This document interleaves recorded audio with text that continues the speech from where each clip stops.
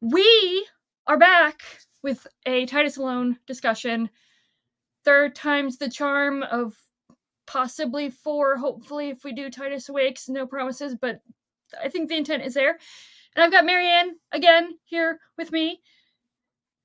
I mean, if you're here and you haven't watched the Titus Grown or Gormenghast discussions and you don't know who Marianne is, what are you doing? Also, if you haven't read... Why are you here?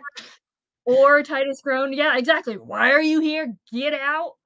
But in case people have short-term memories issues like I do, you want to introduce yourself? Okay, so hello, I'm Marianne Guevara. So I've been a booktuber here for maybe about 5 years, mainly been reading classics, but I've been venturing out into all different kinds of genres, sci-fi, fantasy. The way that Evie absolutely loves The Spear Cuts Through Water, I'm kind of the same when it comes to the books of Babel. So if anyone wants a discussion regarding that, I'm the person you want to have a discussion with. But yeah, thank you, Evie, once again. You're the reason why we are having these discussions, why I got into the Gormenghast trilogy. So I'm looking forward to what you think of Titus Alone, because I know there's a lot we can discuss for sure when it comes to this third book. So this is the one that we read together. We actually buddy read this one. So we're actually very fresh. It's very fresh in our memories. And it'll be interesting because apparently we each read a different edition. So yeah. Talk about that. So yeah, which one is which? Yeah. Yeah, which one's the true version? So, I guess, how did you like it? Okay. Honestly, going into Titus Alone, because I knew that it was not well received compared to Titus Grown and Gormenghast. Like, if you look on Goodreads, like the rating went down to like 3.45. So, I guess you could say like people don't really like it as much as Titus Grown and Gormenghast. But honestly, while I was reading it, and by the end of it, I actually ended up liking it. I ended up liking it for what it was. I certainly think that it is lacking compared to Titus Grown and Gormenghast, but when you take into consideration Peake and his the state he was sort of in during the 50s, I think we're lucky enough to even just have Titus alone. So yeah, I ended up liking it. How about you? Yeah, everything you said. I struggled with it. Probably about halfway through, I hit a wall, and for whatever reason, my brain was just like, nope, I can't process what's going on here. It's just too weird, too, what the crap is going on. my brain was just not processing the words on the page, so I wound up getting an audiobook from my library, and I wound up immersion reading the latter half of the book, and that not only helped with my momentum, but it also, I don't want to say that it helped, like it enriched my experience, but I think because it helped me stay with, it helped me focus on the words on the page, I was able to process what was going on, even though it was like so weird and so fantastic, even psychedelic. I was able to appreciate it a lot more. Similar to what you said about, like, hit Peake's mental incapacities starting at that time, as he was in the midst, early midst of dementia. He was showing signs of dementia. Yeah, and apparently it progressed like fairly quickly over the next 10 years, and obviously he wound up dying from complications of dementia. So it feels, I don't want to say an outline, but it feels much less polished compared to Titus and Gormenghast. Well, yeah, I mean, honestly, when you mentioned it in our messages, where it feels like a well-written outline, yeah, I would agree, yeah, because I feel reading Titus alone, I got the feeling that Peake managed to get sort of the major points he wanted to get across, like, all the characters he wanted to introduce, meeting Muzzle Hatch, Juno, the Undercity, the Underriver, Cheetah. I think he managed to establish them, but he didn't get to flesh them out as much as he wanted to or he envisioned to, compared to like Titus or Gormenghast or Gormenghast. Yeah. So yeah, it did read like an outline of it. Yeah, because things were moving fast. Exactly. There was like, it was very, very quick paced, and there were some moments where I was like, how did we get from point A to point B? What's happening? Yeah. But I was just like, I'm just gonna go with the flow and see what happens. I will ask before. I mean, it's a given we're gonna get into spoilers. Like, no spoiler warning necessary. But did your edition have an introduction by David Lewis Edelman? No. Okay. No. Mine's don't come with a introduction. No. Okay. So my edition, which was published, well, the introduction apparently was written in 2008. And he starts at the introduction. It's actually, I didn't read the entire thing. I just read like a couple pages of it because it's super long. He asks, did Mervyn Peake go mad writing Titus alone, or does Titus alone merely predict his madness? Is it a work of dystopian science fiction or a work of psychological symbolism? Is the book a terse masterpiece, or is it just the half-formed ravings of a crumbling mind? What the heck is this book you're holding? And then he goes on to say, talking about the like hallucinatory strangeness of the novel, add Titus's doubts about his sanity, mix in Peake's eventual descent into dementia, and you've got all the ingredients for the proverbial novel of madness. Let's not forget the fact that some of the known symptoms of Parkinson's disease include language problems, memory loss, hallucinations, and depression. And he compares Peake to Philip K. Dick. And oh my God, yes. I haven't read Philip K. Dick, so I cannot attest to that, but you feel free to. I have. I have read 3 of his novels, and I'm honestly going to say, reading Titus alone, I was reminded of reading Philip K. Dick because there's like a theme of paranoia. Like in both this book and the other 3 that I've read. So yeah. Yeah, the Edelman guy, he compares it to he references Time Out of Joint by Philip K. Dick. Yes, I read that one. Yeah, I read that one. But then he goes on to ask, like, so case closed. Mervyn Peake went mad, and Titus alone is just a half-finished, semi-coherent product of his deteriorating mental state, right? Wrong. Outlandish as the novel may be, it's also tightly plotted, thematically cohesive, vividly written, and slyly self-aware. In fact, in many ways, the book not only extends the themes of Titus Groan and Gormenghast, but it challenges them and turns them on their head. So, that's for context. So, I read that bit after I finished the book. And in retrospect, it made me think on everything that I had read. Not differently, but a little bit...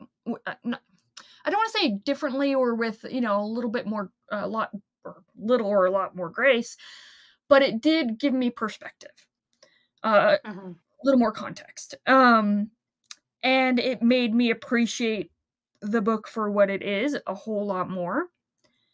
And it's just, like, don't go into Titus alone expecting Titus Groan and Gormenghast. It is... Exactly. It is psychedelic, a minefield of mind-bending weirdness. Actually, what I would compare it to, actually, now that I think about it, I'm pretty sure this author was influenced by Mervyn Peake, but I'm not sure if you've read it, Mordu by Alex Phoebe. I have not read it. Got it. Okay. It's very gothic fantasy, but it's more along the lines of Titus alone, than Titus Grown and Gormenghast in comparison. Mm-hmm. It's just weird and psychedelic. But anyways, that's not the point. We're talking about Titus alone. So Yeah. I mean, okay. No, go for it. Go ahead. Okay, yeah. So, yeah, because I do feel that people at least should know going into Titus alone. They should be aware of Peake's condition at the time of writing it.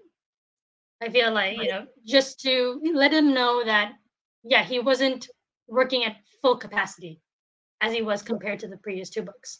So I do understand people may not like Titus alone because it's just not as fleshed out as the other two.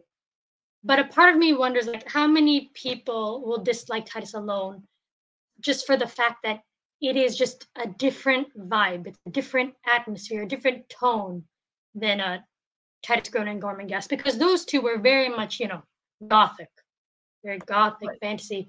This one were transplanted into, as you say, it's kind of like a sci-fi, surreal, psychedelic type of tone that we have here.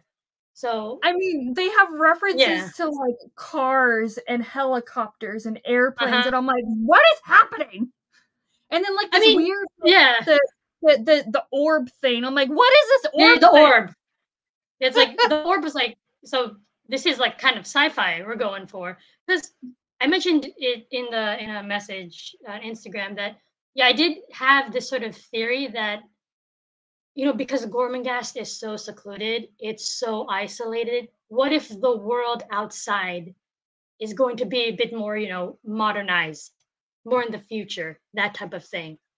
And I was kind of pleasantly surprised that is the direction that Titus alone kind of went with it. And I think it serves a purpose in the fact that it makes Titus's isolation even more drastic, because not only is he separated from Gormenghast, he feels completely separated from this time period, if you will. So I don't know, I thought the whole sort of modernized setting was very interesting, and it's like a new playground that Peake would have been be able to play with if he did not have to deal with dementia, the Parkinson's disease and all of that. Yeah, while it is modern, it's still like whimsical with how the characters are portrayed. Like I'm actually glad that you mentioned Juno already, because I was going to ask you if Juno and Anchor were even in your edition, because Juno was in my edition. Anchor was not. Anchor was not. Okay.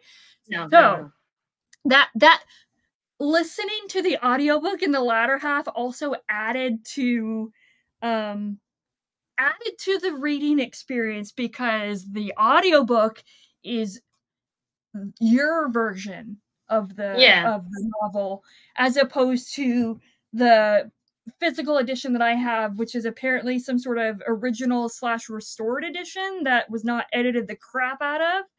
So there were full chapters missing. Like in my edition, there's 122 chapters. In yours, it's what, mine it was 9 or something. Yeah, 109.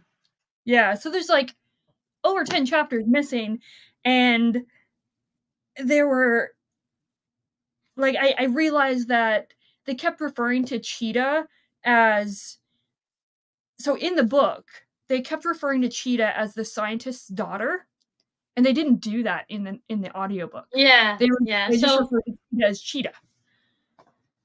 Yeah, in my version we didn't get Anchor, so we just stopped following Juno at some point. We never got Anchor.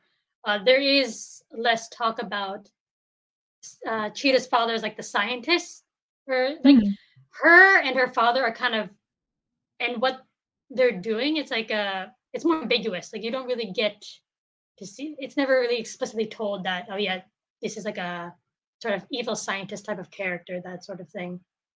So I think those are the major changes in the book between your version and mine. Yeah, and then the other change was in relation to Cheetah. So you knew basically as soon as Titus rejects her, you know that she's on a quest for revenge. Like, okay, honest, yeah. They keep that from you in the audiobook. Any sort of references to her like being mad at Titus or wanting revenge, they keep it till the play when it's all revealed that she, you know, had this all plotted Oh, really? for revenge. Yeah. Oh, really? Yeah. I don't know. Like in my version, like I knew she wanted revenge. She was, Like it I wasn't. think she might have said it like once, if I recall, like because I had listened to the audiobook before we even met Cheetah. She might have mentioned wanting to revenge on Titus once, but then she keeps, every time you have a scene with Cheetah, her inner monologue is saying, I want revenge, or whatever. And the audiobook never, it always skipped Really? over that. Yeah. Oh, then honestly, then I don't know. Maybe the audiobook is slightly different from mine. I'm not sure, but yeah, I don't know. Because I think when I read, like, I had a good sense that she was pissed and she was out for blood and she was gonna plot something for Titus. Like I got that, but yeah, I don't know. The I guess the versions are all different. I'm not sure. That's true. But speaking of Cheetah, I think she might be my favorite like new character. I like when I read her, I honestly got this feeling that this character has the potential, like, because she's set up to be like an antagonist towards Titus. Mm-hmm. I felt that I got the vibe that, if she was just, maybe if she was introduced earlier, if she was fleshed out a bit more, like she could have filled in the void that Steerpike had left from Gormenghast, and like she could have been like a sort of like on the same type of level as an antagonist towards Titus. Well, Steerpike was very much like that cold Machiavellian usurper type. Yeah. Cheetah was also like cold and calculating, but her motives came from something more passionate. She was rejected by Titus, so she's going to do everything in her power to bring him down. Yeah, as destroy revenge. him. Mm-hmm. Yeah, so I was like, dang it! Like I saw that there was potential. There is like potential for this to be kind of like a new favorite character, but yeah, like I said, we kind of just got a bit of like an outline-ish of her. We didn't really get to see a lot more depth, as much as we would have gotten if Peake, was operating at full capacity. Right. So, yeah. I think so. Two simultaneous thoughts, and I'm not sure which one I want to go down quite yet. But whatever. I'll just So speaking of like parallels or whatever, I think Muzzle Mm-hmm. Hatch, and I mentioned this to you as we were reading. I think Muzzle Hatch is a great like parallel juxtaposition. Foil, there you go. No, not even foil, but like he's akin to Mr. Flay for me. Yes. Yeah. With Yeah. Titus's, the dynamic between Mr. Flay and Titus, and Muzzlehatch and Titus, and also both, their individual motivations. They have Mr. Flay with his duty to Gormenghast, and Muzzlehatch with his duty and passion for his animals. Mm-hmm. I would have loved to see that even more fleshed out myself. Yeah, But I think Muzzlehatch. He's very yeah, fascinating. he is. I will say, as much as I was fascinated by Muzzlehatch, I think my favorite character was Juno. Hmm. And I wonder if part of it was because I had extra time with her, because a lot of her stuff was with Anchor, who was this unnamed, Yeah. still have no idea who this guy is. Just she called him Anchor. He just shows up and then Yeah. and then they just pair off. Yep, exactly. It was after Titus leaves, and he just shows up. Yeah, he just shows up, and she's like, "Oh, I'm just gonna." He won't share his name. She's like, "Okay, I'm just gonna call you Anchor," and like he drives her around in a car. But all of their conversations are about like mental illness and madness. And I wonder if part of that, the editing like choices were because of those conversations, why Anchor was left out. I have no idea. I kind of want to dive deep into like why exactly was these portions cut out in particular. But yeah, I didn't get any of that. So I saw less of Juno as a result. Yeah, there's like a whole like for whatever reason, like Anchor seems to know Titus, like, but it's never explained. And so he says to Juno, because she wants to be free, and she's glad that she can be free and herself, but she wants to help Titus, and so she's talking to Anchor about it. And he tells Juno that he, Titus, is not mad.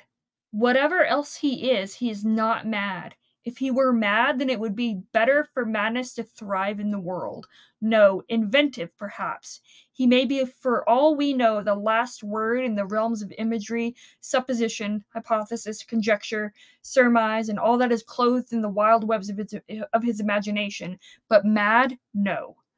And it's just, I don't know how he knows Titus, like, because that's not really explored.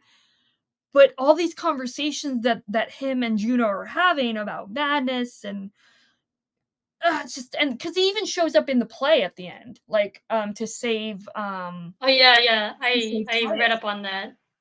I think my version just did not like Anchor and just took him out for some reason. I'm did sure not want the character of Anchor. Yeah, I'm sure the editor, it's explained somewhere on the internet why the additions were edited the way they were. Yeah, I don't know why. But it's fun to speculate without knowing. So honestly, it's just a good excuse for me to pick up more editions of the series. Right. So right, great excuse. But yeah, as you were, I think you were saying about Muzzle Hatch, and then his a parallel with Flay. Yeah, I got that. Like Muzzle Hatch was like Flay was, I guess, sort of, especially in Gormenghast, he was starting to form a sort of like father figure towards Titus as a young boy and then as a young man. But Flay was still very much a sort of subservient type of character. Like he gave deference to Titus because lordship. He's the Earl. He's still the Earl. While in Titus alone, Muzzle Hatch was very much that like that male figure, that father figure that was very much was more sterner with him. That could kind of like boss him around, like order him, that type of thing. And still save him, like actually come to his rescue. So it's very interesting that Titus gets like these certain male figures in his life because he never knew his father. He never knew Sepulcrave, and even if Sepulcrave was alive, I doubt he probably wouldn't have parented him anyway.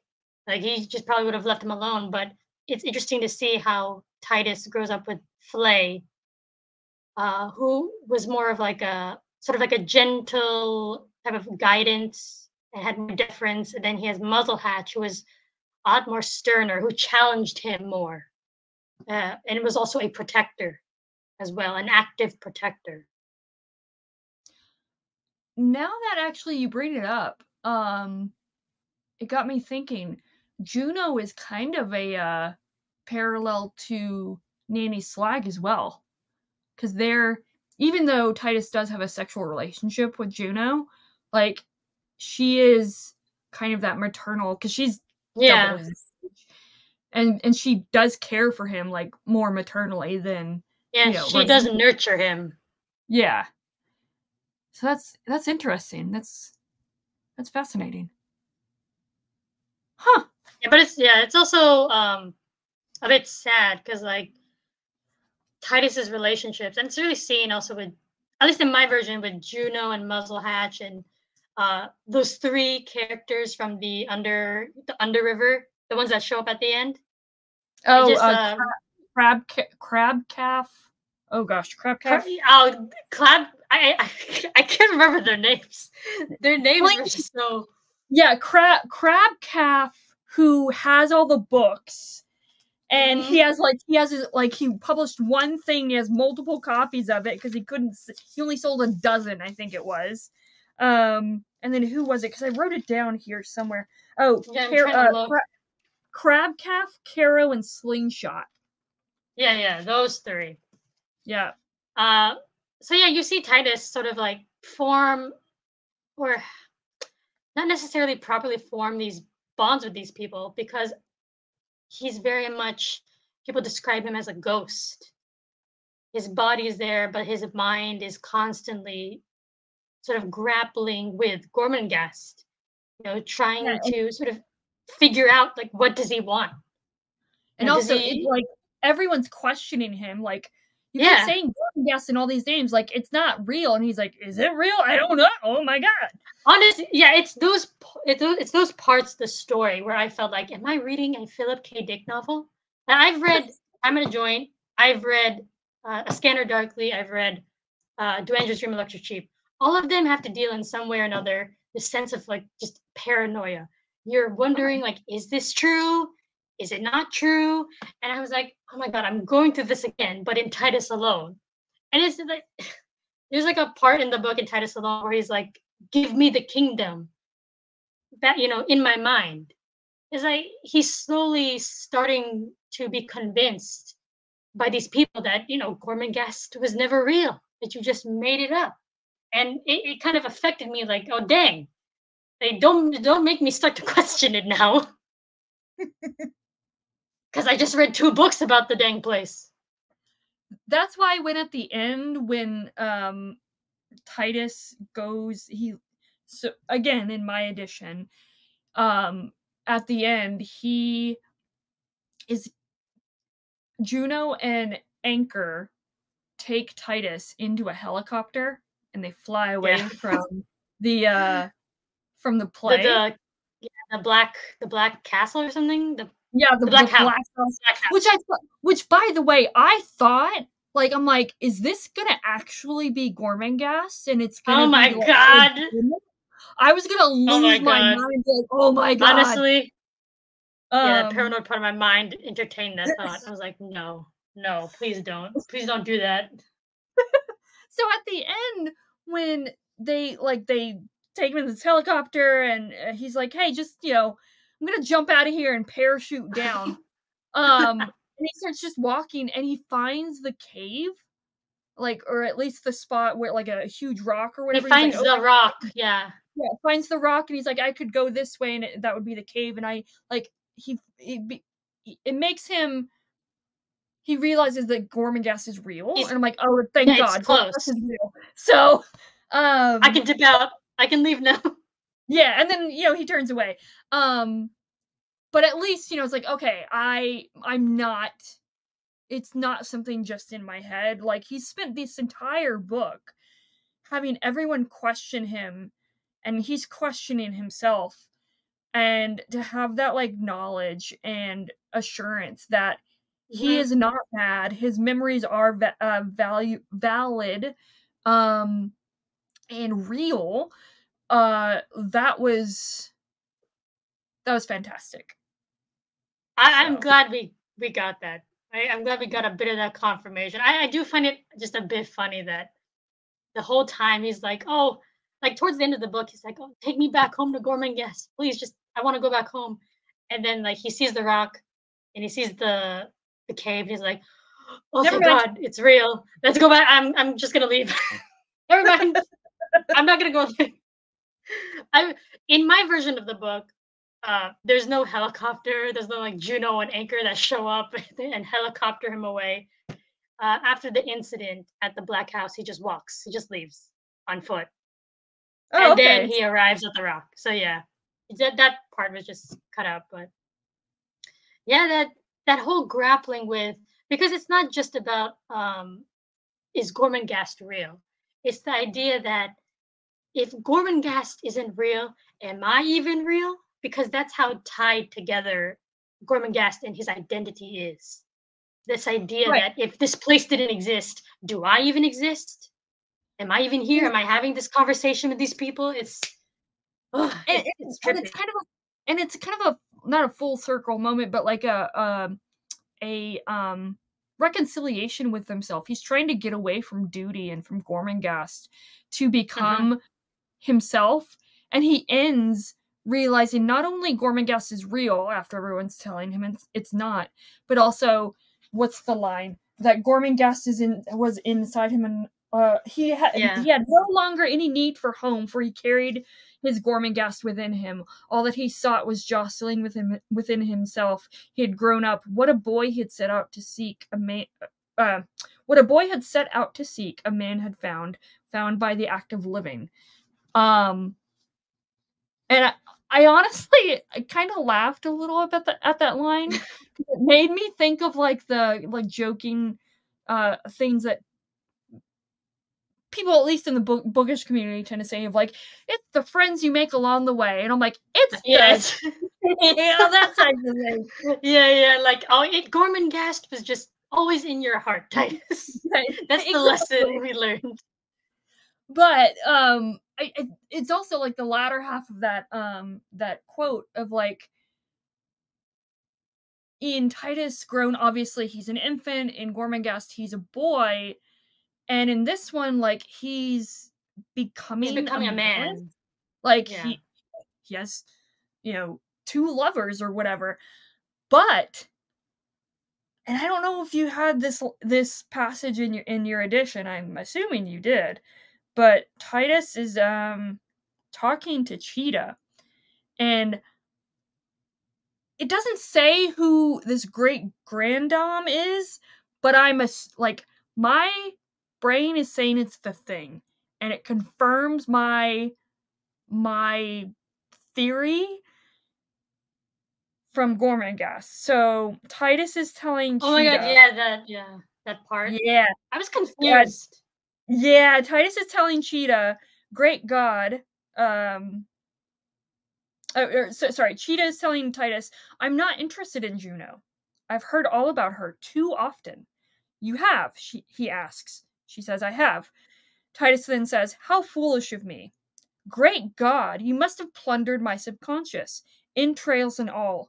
What you'll do with such a foul cargo? How far did I go? What did I tell you? Of how I raped her in a bed of parsley? Who? Said the scientist's daughter. My great grandam, the one with pointed teeth. And I'm like, that's the Thing! The great grandam with pointed teeth, that's the Thing! So I did not catch that. Like that, I'm like, say great grandam? I don't know, but I'm like, that's gotta be the Thing. That's gotta be the Thing. It's so weird. Why does he refer to great grandam? If he used if he said like nymph, like I ripped a nymph in a parsley, is like, oh wait, shit, that's the Thing. Yeah. But yeah, the great grandam, I don't know, that's weird. That's some weird word usage there. But his conversations with Cheetah were just weird. So weird. Well, were you thinking I was gonna read off the quote about the let me hold your breasts and oh my god, the when he woke up straight from a fever? Yeah, oh god. I was like, what the heck? And then she's like, oh well, you're feeling better. Okay. Well, dang. Oh god. And I'm like, this was written in the 50s? I thought this wasn't allowed. Yeah. I don't know, man. Like, there can be some gruesome, odd stuff you can read in like older books. That's true. They can, yeah. But I mean, this all just added to like the just weirdness of it all. And the psychedelic quality of it all. Mm-hmm. So I was just like, I'm just gonna roll with the punches, see what happens. Yeah, I mean, that's all we could do with Titus alone. Yeah. Honestly, when I got to the end of it, it just made me feel sad that we don't get like a proper continuation of Titus's, story, because I read somewhere, I forgot where, that Peake envisioned following Titus up to like when he was in his 40s. Like we would see his like his adventures and his life even further, and it's just like, oh man, we're not getting that. You can tell, like at the end of Titus Alone, it read to me like this is the first book of a separate arc in a series. Like Titus Grown and Gormenghast was sort of like his origin arc.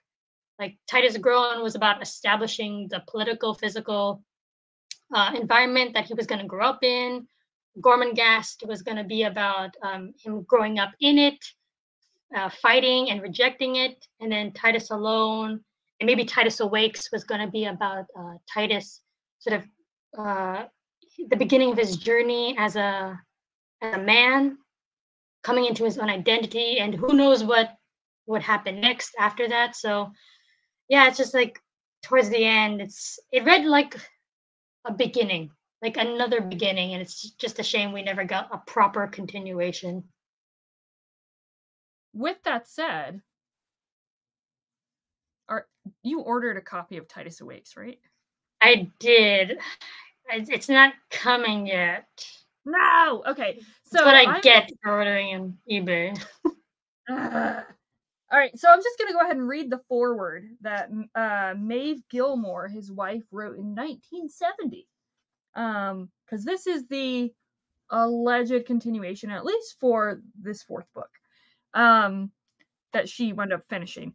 So the Gormenghast trilogy was not envisioned as a trilogy. There was to have been a fourth book in which Titus Grown, having left his domain of his own volition for the first time, knowing that he could not return, entered a world where he was unknown, young, and alone. The life he found outside the castle was indifferent to him.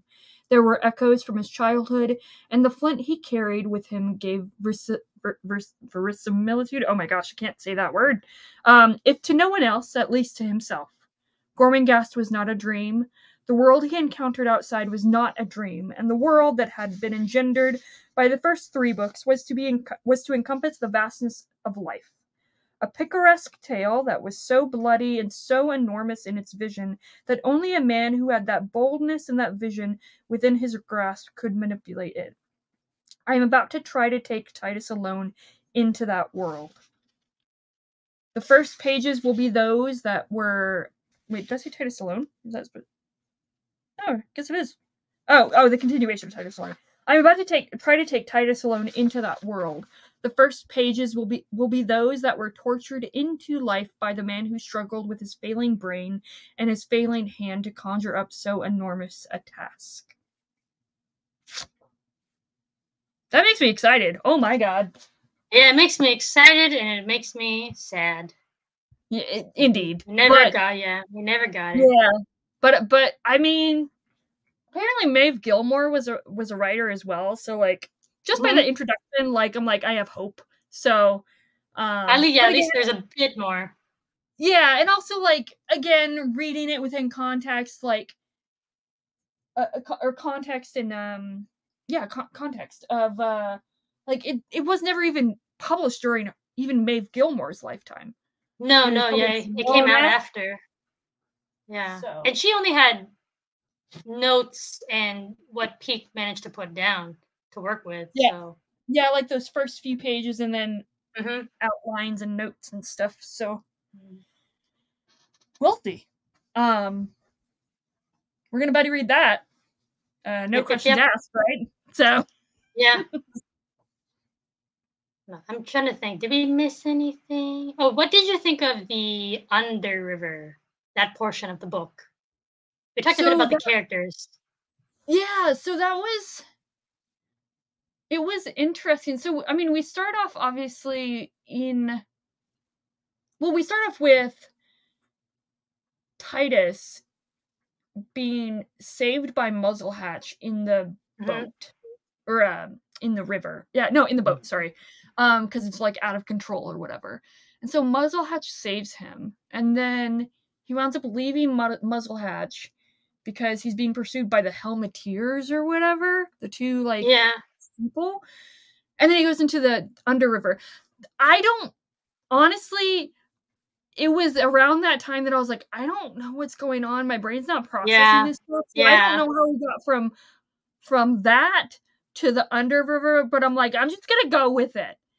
And it just felt grimy, just like how he described it. Like, it was, even though it was less polished, Peake was still able to convey just the atmosphere with so few words, and it just felt gross and grimy, and like, it's all the, what did he describe it as? Hold on. He described it as something like where essentially the undesirables go. Yeah, the fugitives, undesirables. Yeah, and he mentioned like poets as well, and I'm like, just like, poets going there. That's funny. And then just like, yeah, it's just, I mean, and that's where he finds Cheetah or whatever. Not it was after, wasn't it? After the Undercity that he moves to find Cheetah. I think Undercity had the Black Rose, the Veil. Oh, that's who I'm thinking of, the Black Rose. Yeah. Sorry, I was getting them all confused. That was another interest. Like, that wasn't explored as much. Like, I felt like it could have been so much. It was during the Underriver section, and you mentioned that you were kind of losing it started feeling weird during the Underriver section. Yeah. It was during that time where I started to feel that the story was kind of getting a bit more outline-ish, like, because we were moving so fast. Like, right. We just were not. We were meeting these characters, and we kind of just left them just as quickly. Yeah, exactly, like the Veil and the Black Rose. Like, we just met them, believe them, and then that's it. Yeah, so it was during the Underriver sections where it felt like, yeah, this is getting a bit more bullet point-ish, outline-ish, that type of thing. That's why I was also kind of feeling like, okay, yeah, it's kind of like the pacing was just changing a bit. Yeah, it's I mean, I don't want to say there was almost a desperation to it of like, oh, I gotta get this out, but I mean, it was obviously published while Peake was alive. So, do you think this was like his intent, or do you think like maybe this was a bridge novel, and then like Titus Awakes would have been like grander and like more akin to like Titus Grown and Gormenghast in regards to like the depth of the world and the characters and stuff like that? I know I read it somewhere, but I don't remember where. But I think when it comes to Titus alone, I think he did what he could manage. Like, I read somewhere that he did want to like flesh it out a bit more, like maybe edit it a bit, but like it was kind of beyond his capabilities at that time. In 1959, that was when it was published, and like what was there in Titus alone, like that's pretty much all he could do for that. So yeah, like I said, I feel that if he didn't have like the dementia, the Parkinson's, if he was sort of like at the same capacity as he wrote Titus Grown and Gormenghast, Titus alone, I feel like would have been much more thicker and, much more fleshed out. Right. I know you asked about the Underriver section, but before that, the whole party with Muzzle Hatch, and is it yeah, it was Juno. Yeah, Juno. Yeah. And Titus just watching them from the skylight and then him crashing in. I don't know why, but that just, it wasn't funny, but at the same time, it was like, I could vividly see it in my mind as someone who does not visualize when they read. Like, that was a very vivid scene to read. So it was also a bit weird because like there's like a passage where he's looking down at the partygoers, and for a second their faces were like that of animals. I don't know if that yeah, stuck out to you. Yeah. I was like, yeah. He originally sees them as animals, yeah, and then he and then they realizes, become oh, people. they have, you know, they're people or whatever. Um, Yeah. but then there's that one character who comes in and he's dressed like a lion. So it's like, I'm like, is Is it a this supposed to masquerade? be like a, I think so.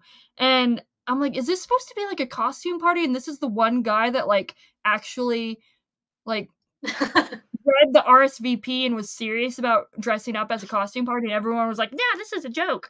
I'm like, what's happening? Yeah. Yeah.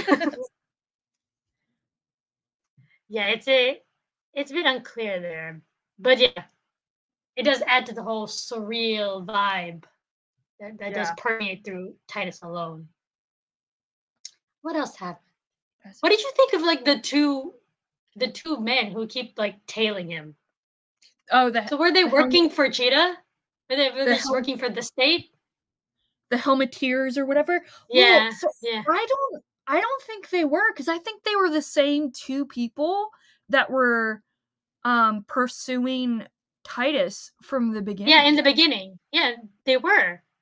But like So I was they thinking, I arrived was at the like, party. are they? Yeah, I was thinking, I'm like, are they from like, were they somehow sent by the Countess? Like, and they're I trying to mean, get him to return?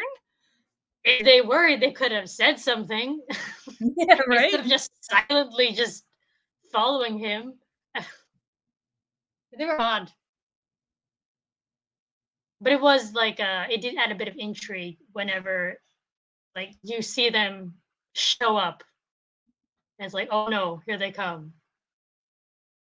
That type of thing. That's true. What else? Um, Mm. did for Cheetah, did they talk about the factories at all in your edition? They did mention a factory and the faces in the windows that all look the same. And like Yeah. Titus, when he sees it, like he gets this feeling of like there's this sort of miasma of evil and dread surrounding it, that type of thing. It kind of that scene kind of reminded me, well, let me backtrack. So I know that a lot of people, and by a lot of people I mean Michael Moorcock, he compares Mervyn Peake and J.R.R. Tolkien, with Peake being far superior in every way. But with it, and I say this with a caveat because I've only read the first Lord of the Rings book. So I'm going off of. I haven't read any of them, so yeah. Oh, good. Okay, so I'm going mostly off of off the films here. But that scene with the factory, it kind of reminds me of the orcs, where there's this industrialization, and Okay. it's like anti-industrialization type viewpoint and exploration. So I'm like, they're kind of the same. They're two sides of the same coin, Peake and Tolkien. Yeah, I could see that. So Yeah, in my version, we didn't see a lot or hear a lot about, her Cheetah's father, the scientist, and all that. That so that portion was kind of toned down. so We did just they knew he was in charge of the factory. got it. Okay. Did it um did it tell that he was the one that killed all of Muzzlehatch's Muzzlehatch's? animals? Yeah. Yeah, Muzzlehatch said that. Yeah, He's okay. like, you're the one who did that, and I'm gonna kill Which, you, by the that way, type of thing. that all happens off page, like, or I think you hear Yeah. like an explosion or whatever, but it's like, why did he kill the animals? Like, what's the motivation there? What's happening? Yeah, And I was gonna ask you, did they explain it in your version? Because Muzzlehatch just says, it's you. You're the one who, they killed my did not. animals. They did Okay. not. And that, I think that actually, I don't want to say, like, pat myself on the back or anything like that, but I think that kind of, like, furthers my headcanon of, or not headcanon, but my very loose, uninformed comparison between Tolkien and Peake being two sides of the same coin, where the Muzzlehatch's animals are, represent the natural world, to Tolkien's, obviously more, not agrarian, but like, Rivendell nature, Yeah, the Shire and all that. yeah, and the Ints and all that, and then versus the industrialization aspects of both works. So yeah. And then just Muzzlehatch is like, you killed my animals, and just wanting to kill the Cheetah's dad. It's just like, like I'm like, how is? I thought they were going to be completely separate things, and once they like converged at the end, I'm like, oh, okay, this makes sense. This makes sense. Yeah, I didn't think it would link back together. Yeah, because after sort of like Muzzlehatch sort of declares vengeance upon his animals. Yeah, I didn't think it'd be Cheetah's father who would be the one responsible for everything. So, yeah, very, very interesting. Yeah, we kind of learn sort of the conclusion to his sort of side mission, because he just says it. He just reveals it. He kind of gives us all that info towards the very end. Muzzlehatch. Yeah. I honestly found it so amusing how he just, throughout this book, he just drops in and just keeps on saving Titus. And then Titus every time is like, what? Why do you do this? He's like, I don't know. I was like, I just do what I want to do. Well, it's interesting, like, you have all these people that are saving Titus, in love with Titus, want to nurture Titus, and Titus is like, I like it, thank you, but no, I don't want it. Like, he tells Cheetah all the time, like, I'm lusting after you, but I hate you. And it's like, is this, that's why I think this is like a, he's like, it's his in-between of like, I don't know, teenage angst or whatever. Yeah, yeah, I could to definitely see that. It's like, no, I don't. It's like in between and wanting both things at the same time, and he doesn't know what he wants. Yeah, I think people are drawn to him because I think Juno calls him like a ghost.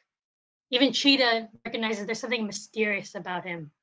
You know, this boy that came from like almost this fantasy world type of thing, and people are kind of, they're drawn to that mysteriousness. And then all the while, Titus is just battling, having this internal battle of identity. So, that's why he can't properly form connections with anyone, with Juno, with Cheetah. Like, his body is there, but like his mind is just out of it. Like, it's it's preoccupied with Gormenghast. And I think like that's why Cheetah, she hates Gormenghast. She says, I think towards the end, like, I hate it. I hate Gormenghast, because I think that's the thing that's occupying Titus's mind, and that's what she wants. She wants a connection of minds with Titus, but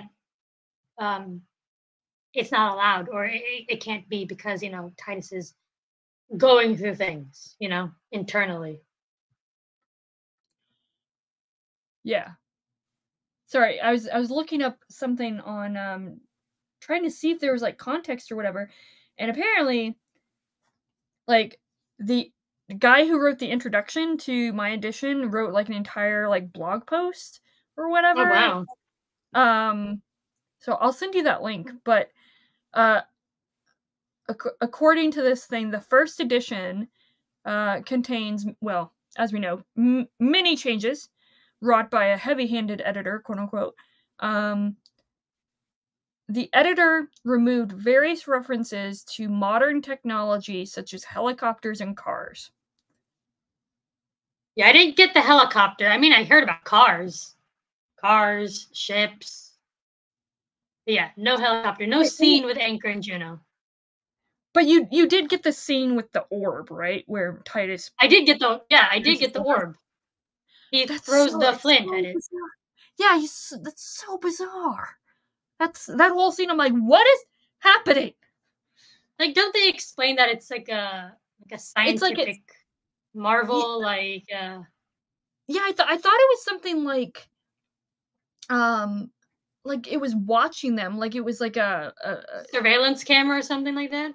Yeah, and they had like multiple setups, so like him breaking one was like a huge deal because everyone, obviously people would know that he is the one that broke it, but also it's like you said, it's a surveillance thing of like, I don't know, in the world, like it's something that just is.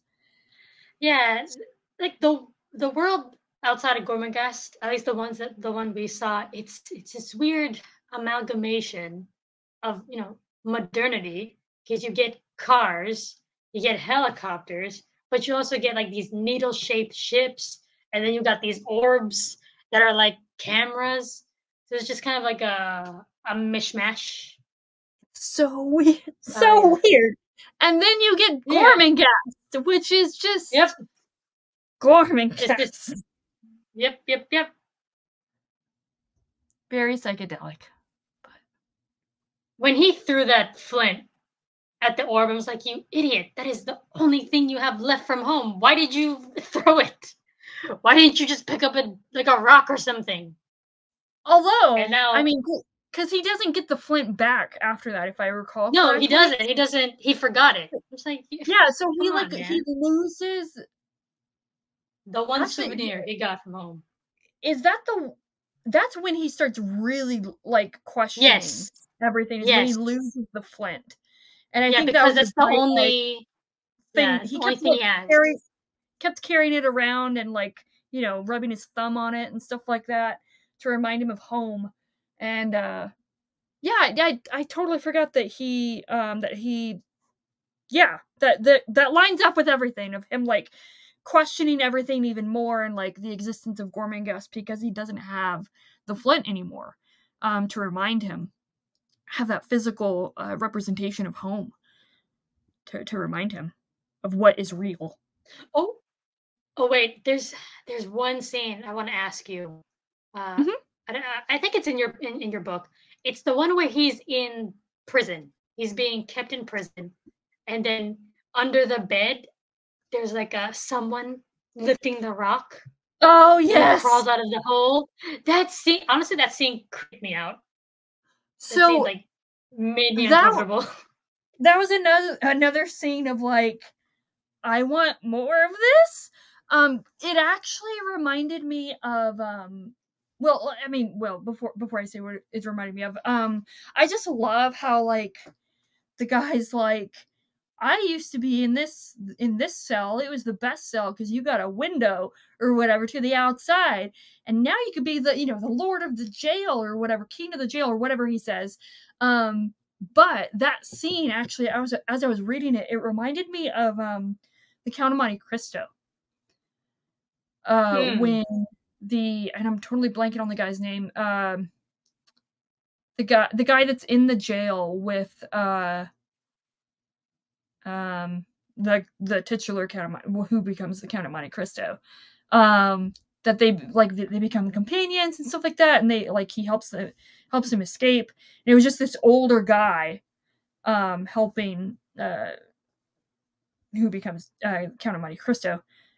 And it just reminded me of that, and I'm like, all right, this is a good like little intertextual like conversation relationship going on. So and we don't see him afterwards. Like, that's it. That's all he doesn't come back. That's all we get.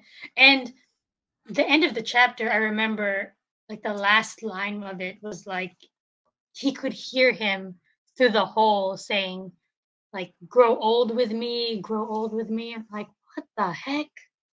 What the heck is this? This is Yeah. creepy. This is creepy. I don't want. No. Ugh. He just scurries back into that hole and starts whispering all creepily, like, "No, thank you."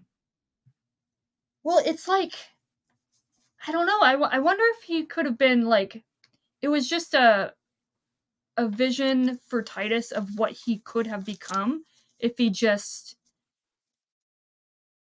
like stopped, not stopped, but like if he completely forgot Gormenghast and didn't realize what was reality for him anymore. Because this, older guy, like that's his only reality anymore is the jail, and he can't see the outside world. And it's like a really interesting parallel of the two, of like that's his reality, the old man. Well, I assume he was old man. In my mind's eye, it was an older man. But like that's his reality, is being this lord / king of a jail or whatever. And even though Titus knows and everyone knows that there's a world outside, like he is stuck in this jail. And it's like, I mean, it's really like with your mind being a prison. So when you don't have a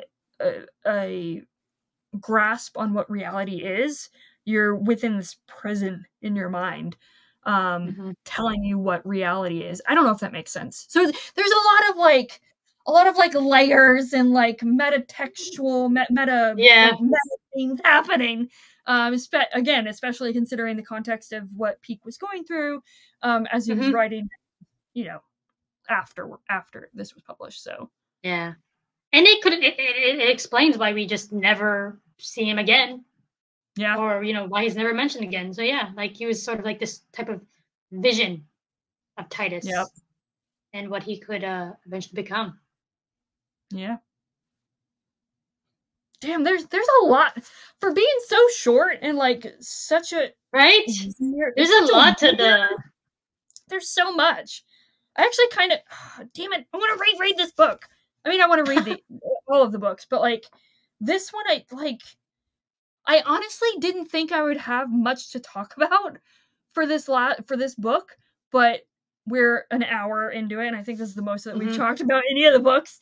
So there's just there's richness in it, and I think if you come at it rather than with your expectations and just read it for what it is, I think you're gonna get a lot out of it, I feel. Yeah, and I think I speak for both of us when I say that like it was really a wonderful and enriching experience. Just reading it as it was. And then discussing it is obviously an added bonus. So but yeah, any final thoughts? Anything that you think we missed? Because I'm totally blanking. No, I think we covered the major points and a lot of the scenes. Awesome. All right, I will leave a link down below. I probably should have said this at the get-go. Obviously, the link down below will be to Marianne's channel, and I'll also leave a link down below to the article / blog post that I mentioned that was written by David Lewis Edelman, who was the introductory person to my edition of Titus Alone. I'll leave a link to that down below. But whenever we read Titus Awakes, we will probably also be doing a discussion on that as well. For sure. Yes. I'm going to be reading it. Yes. So. Oh yeah. Oh yeah, for sure. But yeah. If you made it this far, congratulations, I guess. I don't know. Thank you for listening. Yeah, thank you for listening. If you haven't already subscribed to Marianne, please do. And I don't know how to sign off on these things, so bye. Bye-bye.